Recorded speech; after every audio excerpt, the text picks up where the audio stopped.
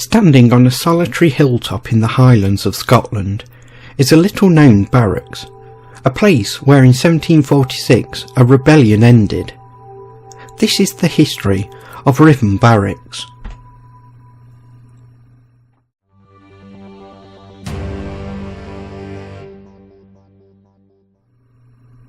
Ruthven Barracks was built in 1719 after the Jacobite rebellion of 1715, but the site of which it was built can trace its history back to 1229 when the first castle was built.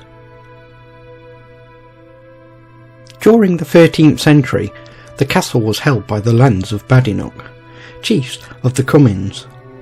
It was used as a base by Alexander Stewart, Earl of Berchan, who was known as the Wolf of Badenoch, the younger son of King Robert II of Scotland. The first castle at Ruthven was demolished in 1451 by John of Islay, Earl of Ross. It was replaced with a second castle completed in 1459. From the 15th to 16th century, the castle was held by the Earls of Huntly, chiefs of Clan Gordon, who were then the feudal superiors of the Lords of Badenoch. The castle was contested during the War of the Three Kingdoms, and later John Graham, 1st Viscount Dundee, attacked the castle and severely damaged it during the Jacobite Rising of 1689.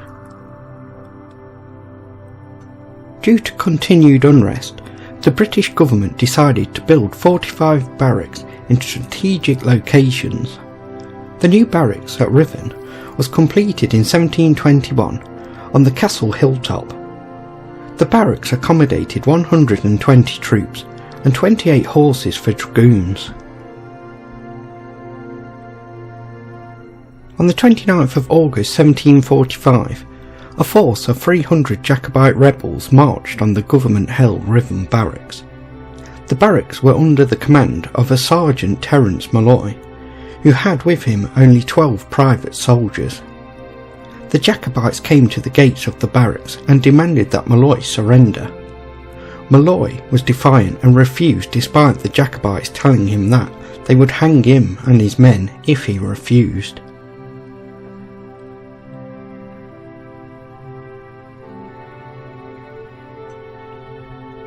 At nightfall, around 150 Jacobites returned and attacked the barracks. They set fire to the door gate, but the defending soldiers managed to put it out. The man who started the fire was spotted and became an early victim. At about 3:30 in the morning, the Jacobites withdrew. Sergeant Malloy then agreed to speak with two of the Jacobite leaders, but he still refused terms of surrender.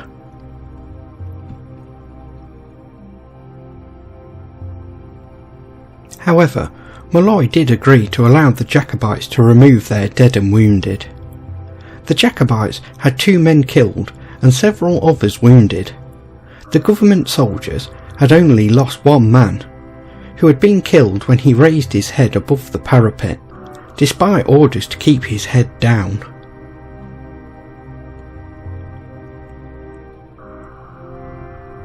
For his actions, Sergeant Malloy was immediately promoted to the rank of lieutenant. On the 10th of February 1746, 300 Jacobites returned to attack the barracks again, and this time they had the advantage of having brought artillery with them. Though defiant at first, Lieutenant Malloy surrendered the barracks to the Jacobite commander, John Gordon of Glenbucket.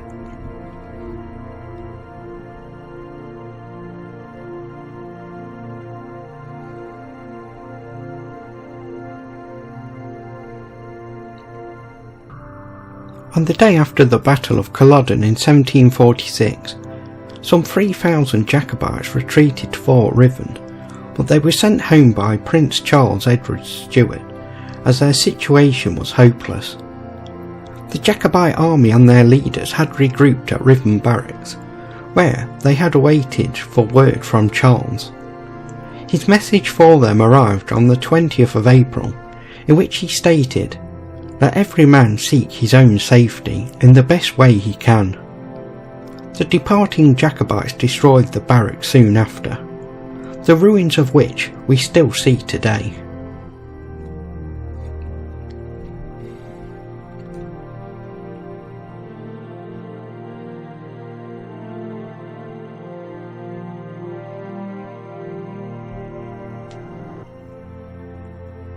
Ruthven Barracks is a magnificent place to visit. As you explore the ruins, it is easy to imagine the daily lives of the soldiers who once paraded in the square, slept in the barracks and stood watch on the firing steps.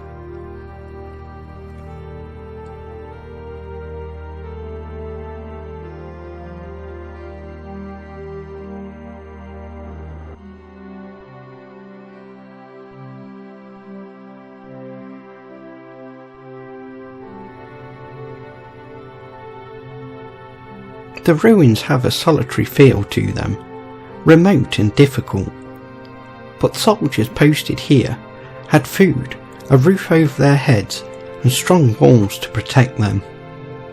This may not sound much, but it was certainly better than being on campaign, where a soldier was exposed to hunger and cold.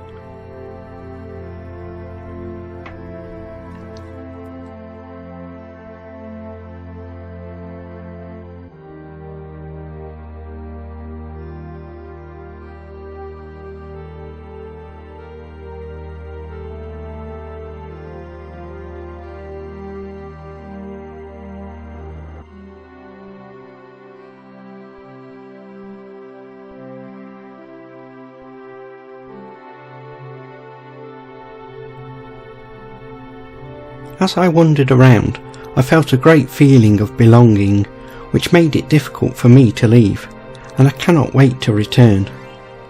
The barracks are a must visit for any history enthusiast visiting the area, and to me it is a special place, a place where in 1746 the Jacobite rebellion came to an end.